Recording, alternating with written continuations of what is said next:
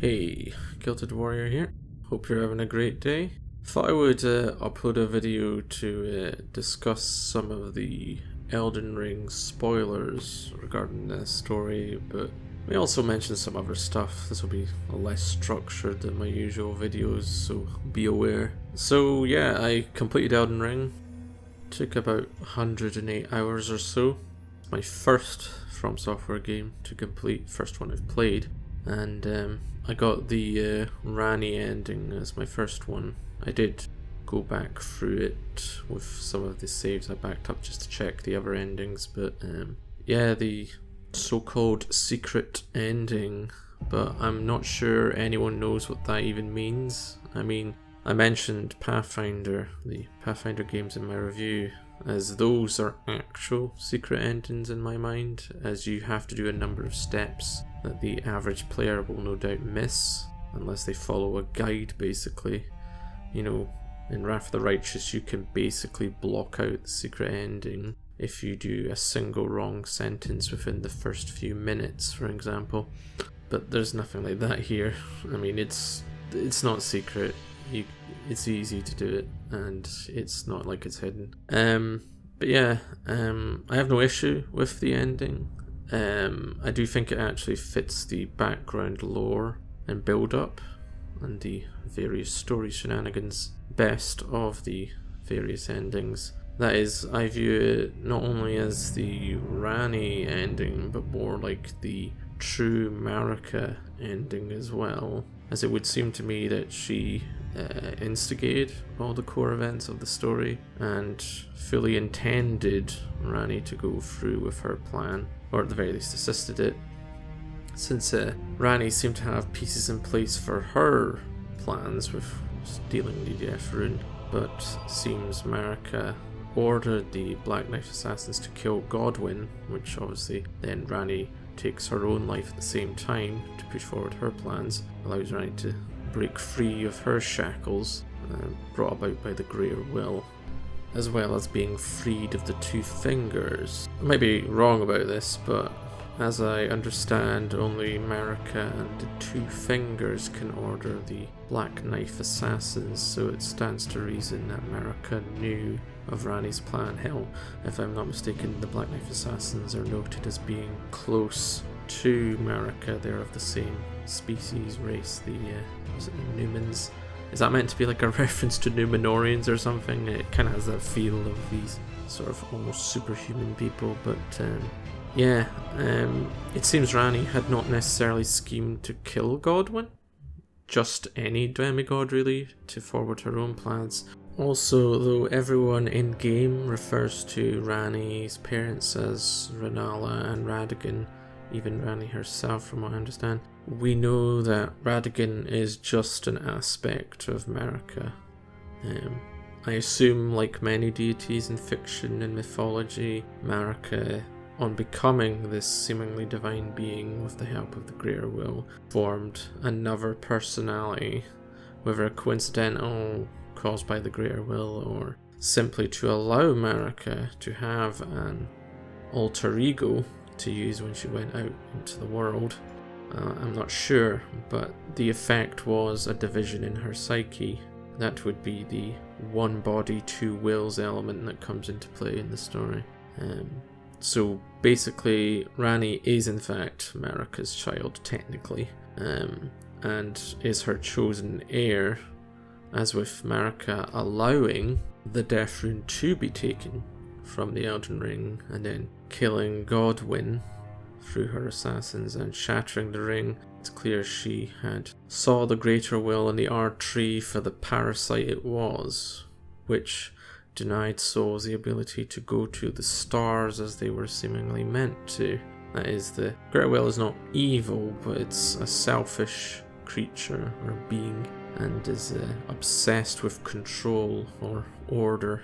Hence, Ranni, with the help of our character, effectively frees the lands between from the influence of not just the Greater Will, but all the outer gods, which would include the Frenzied Flame. Again, Ranni's ending is all about the stars as a key part of it, So it fits nicely with the idea of allowing spirits to wander freely, and she does make note of that as she reveals more of her plans to you during her little quest line. And I say little quest line, I don't know why people say it's this long quest line, it's not that long. And hell, I was able to skip a bunch of the side parts of it anyway, because the other characters who serve Ranni, you don't actually need to do all their stuff.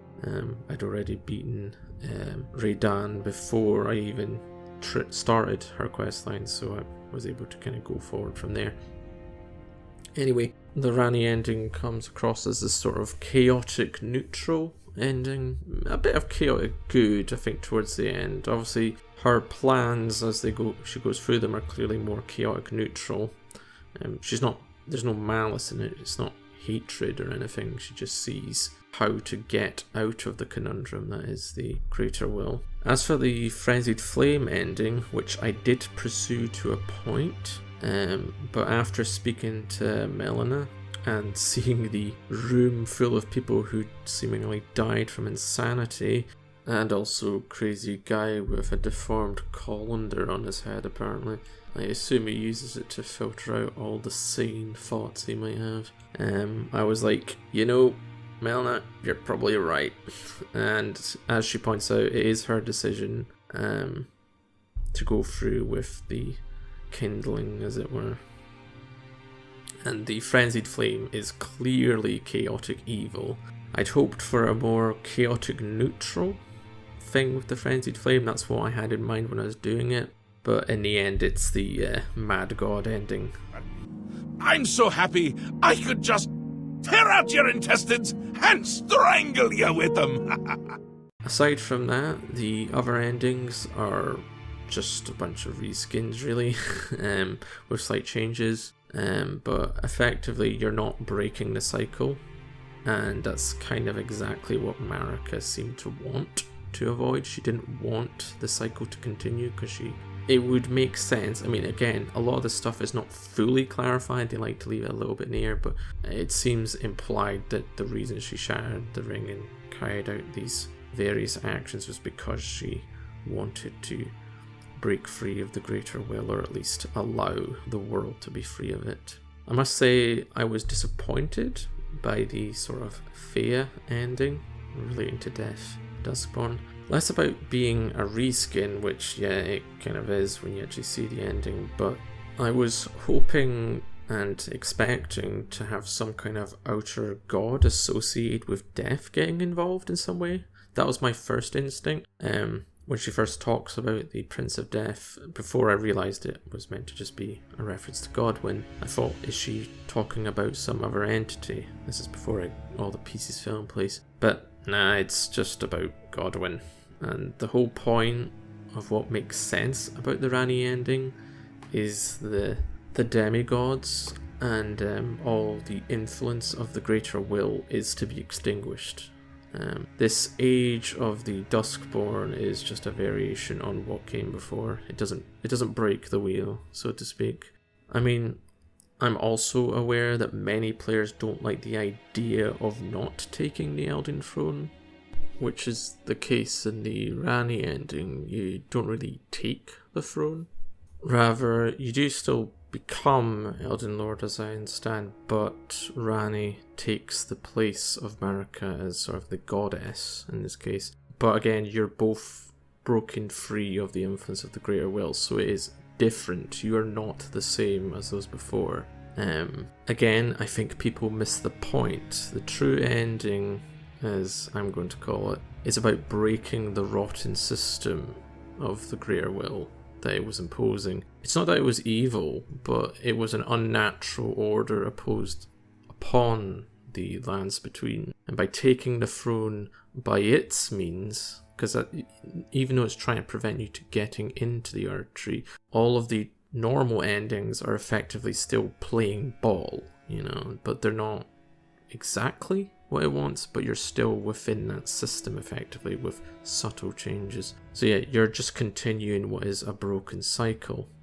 It's one of those things a lot of players seem to struggle with and comprehend in stories, is that they're not always just about one protagonist hero who leads everyone. Sometimes you play a character who joins an ongoing story and plays a role, central even, but to get the best outcome must usually assist another who acts as the real prime mover of the story. Morrowind, for those who have played it, works well because your character, though a central character and somewhat of a messiah in the plot, is in fact an instrument of other agents in the story by the end, whatever you pick.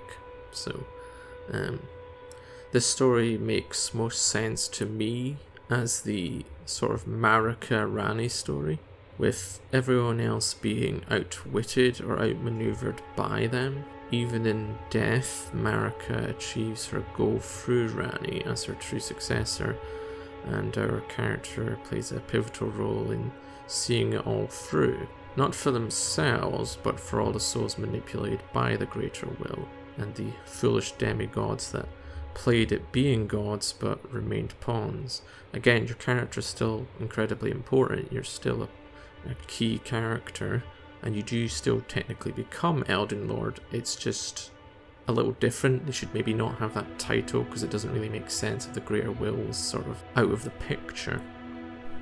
I also found it interesting that a lot of people seem to still, at the time, but also now, still seem to be thinking that there's no really good ending.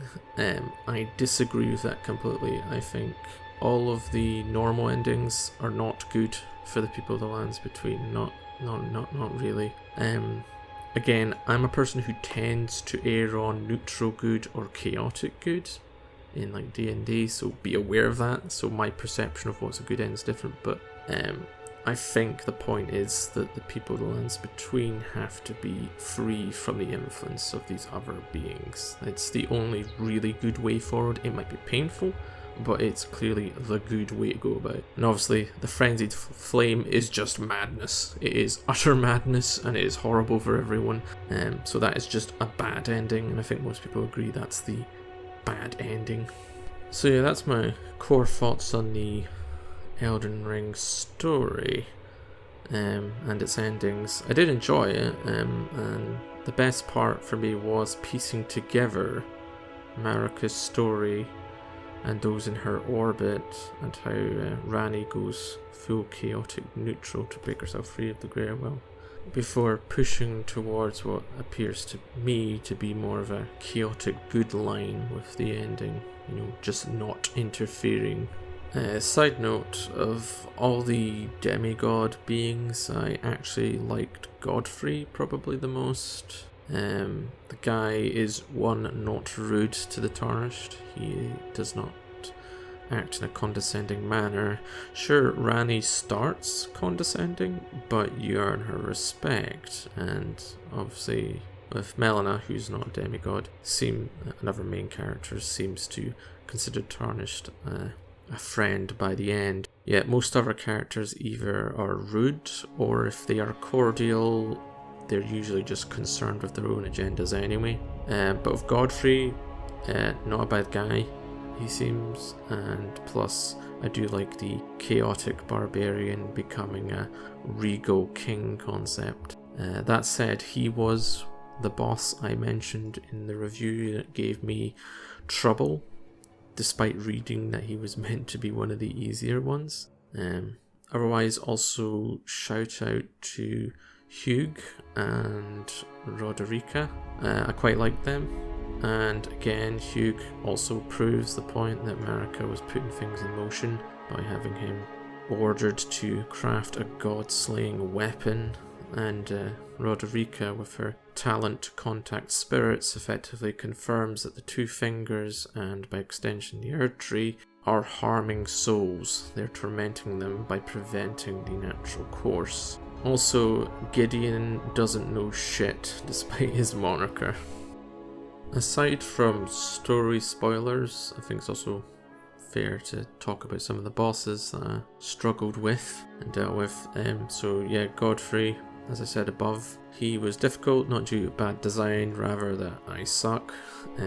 Otherwise, yes, I hinted at in my review that Melania gave me some trouble, but I found that poise is the key, and high poise for myself, because her poise is pretty low. And I used the Bloodhound sort of dodge skill that you can get, and again trying to break her poise as quickly as possible. But goodness, her slashing attack thing where she jumps in the air and it's the 4 sort of stages, I can't remember what it's called, that attack is clearly overtuned. It should not be 4 pieces, it should be 1 or 2, or if it's 4 you make it a bit easier to dodge. It's really difficult to dodge. I couldn't dodge it normally, so I had to rely on the Bloodhound dodge skill, and even then I didn't get it every time. And her heal also with that is pretty strong, so I didn't like that. I just think get rid of one of those things and I think she's a really good boss. Also, the fire giant is just too big. It mucked up my camera a lot, and his hitbox for particularly his avalanche like skill is just odd. It seems when Torrent does the double jump it just doesn't work. Like it looks like Torrent's double jump should clear you of the avalanche thing, and visually it does, but I always got hit by it when I did that, so I had to rely on the old invulnerability frames from dodging, which is one of those weird things in this game, I must say, is that there's so many AoE or big attacks that cause like a large area to be hit, where the player can just sort of abuse the vulnerability frames to not be hit. And I think that's a bit weird, and I think they should maybe rethink how that works with these AoEs. But I get why they've done it this way. It might just be more annoying to change it. Otherwise, with the fire giant, his second phase is relatively easy. I had fire protect me, the incantation, which supercharges your fire resistance, so that made it relatively easy. I could take the hits, and otherwise I find you just stay on Torrent and give him a good old whack with a greatsword, and it's no problem. The Misbegotten Warriors, sort of the kind of mini boss thing you can sometimes get, but also it's a boss with a Crucible Knight when you go to that keep, I forget the name of it.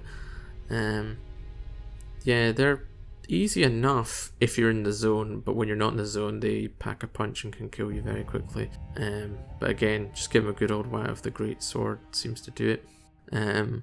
Regarding the easiest fight I dealt with, Rykard, like that guy, oh my god, I still cannot believe From Software was so generous to leave such a broken weapon right there. It makes it a joke. I feel bad for the poor guy. I didn't use the weapon at first, for the first few times. I just fought it out, and Latena seemed to give him a lot of problems here. But yeah, the Great Hunt spear thing makes it laughable. So thank you From Software for such a generous gift, because he gives you quite a lot of runes as I recall. Anyway, it's just free runes, that's why it's free runes, and it got me the great sword that I would use for the rest of the game. The Blasphemous sword, which I'm told used to be even more broken than it currently is. It's a good weapon. As for the final bosses, yeah, back-to-back bosses is never a good design in my mind. Not that it was too difficult. Hell, with 75% holy resistance, I could trade with Radigan quite easily. And oh boy, Taiki, she gives him some trouble. But the Elden Beast, though cool visually, is awful gameplay design. Making the players chase an enemy back and forth is not fun in a game where basically every other boss you fight stands in against you. That's kind of the design, and that's fine, but yeah, it's not here, and it was annoying. It's not hard, but very annoying. Also, at this stage I noticed Taiki was a useless summon. She'd keep trying to use her like really powerful, I can't remember what the ability's called, you can use it as well on a special dagger. But she'd keep throwing that ability, but it has like no range, so it just never got anywhere near the Elden Beast. So she would just be running towards it, it would move, she would just keep running. Absolutely useless summon at that point. She annihilates Radigan, but she is useless at the Elden Beast part. Otherwise, I enjoyed the story. The bosses were fine for the most part. Some of them were pretty cool design. I'm interested to see what extra content might eventually be released for the game. I mean, the game sold like over 16 million copies or something, so a DLC or expansion has to be coming, right? Anyway, if you liked this video, remember to rate, comment, subscribe. I would love to hear your thoughts about the game. And otherwise, have a great day, and thanks for watching.